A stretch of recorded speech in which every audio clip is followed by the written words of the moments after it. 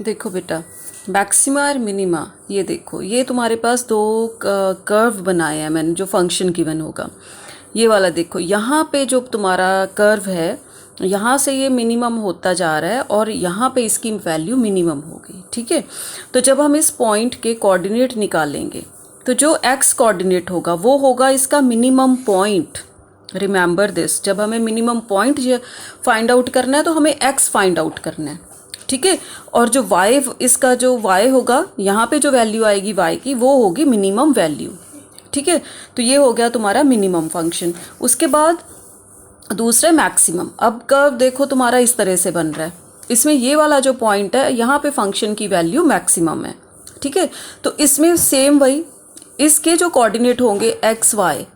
ठीक है, इसमें जो वैल्यू x है वो है मैक्सिमम पॉइंट। x की वैल्यू क्या होती है? Maximum point. ठीक है, और यहाँ पे जो y की वैल्यू होगी वो होगी maximum value of that given function. ठीक, समझ आया? मैक्सिमम और मिनिमम का मतलब कि यही देखो, यहाँ पे तुम्हारा फंक्शन मिनिमम हो गया, यहाँ पे तुम्हारा फंक्शन मैक्सिमम हो गया। उसके बाद ये फिर डिक्रीज होना शुरू हो गया। यहाँ बढ़ रहा था, यहाँ मैक्सिमम पॉइंट आया, यहाँ से फिर डिक्रीज होना शुरू हो गया। यहाँ पे भी फंक्शन देखो, यहाँ डिक्रीज हो रहा है, यहाँ पे आया एक पॉइंट और यहाँ से इंक्रीज होना शुरू हो गया। तो ये मिनिमम पॉइंट, ये मैक्सिमम पॉइंट। क्लियर? अब इसको जब तुम्हें क्वेश्चन सॉल्व करने हैं तो कैसे करने? देखो, दो टेस्ट होते हैं। एक होता है first derivative test. First derivative test जो होता है, it is not useful for all the sums.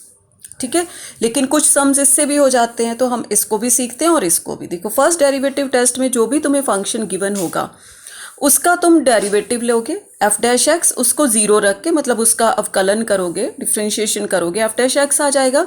उसको जीरो रख के हम एक्स की वैल्यूज़ निकाल लेंगे, जितनी भी आए, 1 2 3 4। मान लो हमने यहाँ, मैंने 2 लेके माना है कि इसकी 2 वैल्यूज़ हैं, ए और बी। उसके बाद हम एफ ए और एफ बी निकालेंगे और उन दोनों वैल्यूज़ को कंपेयर कर लेंगे। जो छोटी वैल्यू होगी वो मिनिमम वैल्यू होगी, निम्नतम वैल्यू, और जो बड़ी होगी वो मैक्सिमम वैल्यू। मान लो इसमें तुम्हारा आंसर मान लो 5 आ गया है और इसमें -2 आ गया है। ठीक है, तो ये वाली वैल्यू जो फंक्शन की है, ये मैक्सिमम वैल्यू हो गई और ये मिनिमम वैल्यू हो गई। और ये ए जो है ये तुम्हारा मैक्सिमम पॉइंट हो गया और ये वाला जो हो गया मिनिमम पॉइंट। ठीक है, उसके बाद तुम्हारा सेकंड डेरिवेटिव टेस्ट, सबसे ज़्यादा यूजफुल यही टेस्ट है। इसमें क्या करना है, जो फंक्शन गिवन है पहले उसका हमने डेरिवेटिव लिया, उसको जीरो रखा, एक्स की वैल्यूज़ निकाल ली। मान लो हमारे पास 3 वैल्यूज़ आ गई, जितनी भी आएंगी अकॉर्डिंग टू योर फंक्शन। उसके बाद हम F dash x, F double dash x, मतलब सेकेंड डेरिवेटिव करेंगे, d2y/dx²।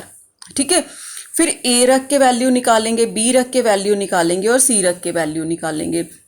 इसमें क्या होता है कि तुम्हारे पास वैल्यू सेकंड डेरिवेटिव की, एक्स की वैल्यू रखने के बाद कुछ भी आए उससे हमें मतलब नहीं है, हमें देखना है सिर्फ उसका साइन क्या आ रहा है, पॉजिटिव आ रहा है या नेगेटिव आ रहा है। अगर पॉजिटिव आता है तो फंक्शन मिनिमम, बस इसको ध्यान रखना है। ठीक है, अगर जो हमारा सेकंड डेरिवेटिव है वो एक्स की वैल्यू रखने पर पॉजिटिव आ जाता है तो इसका मतलब हमारा जो फंक्शन है वो मिनिमम फंक्शन है, और मिनिमम पॉइंट ये ए हो गया। और फिर हम ये ए अपने गिवन फंक्शन में रख के मिनिमम वैल्यू निकालेंगे। समझ आया? सेकंड डेरिवेटिव सिर्फ हमें साइन फाइंड आउट करना है सेकंड डेरिवेटिव का। अगर नेगेटिव आ जाता है तो इसका मतलब हमारा फंक्शन क्या है, इस पॉइंट पर मैक्सिमम है। ठीक है, तो मैक्सिमम पॉइंट तो ये आ गया, जिस पे इसकी वैल्यू नेगेटिव आई थी। ठीक है, और उसके बाद ये वाली वैल्यू हम अपने जो क्वेश्चन में फंक्शन गिवन था उसमें रखेंगे।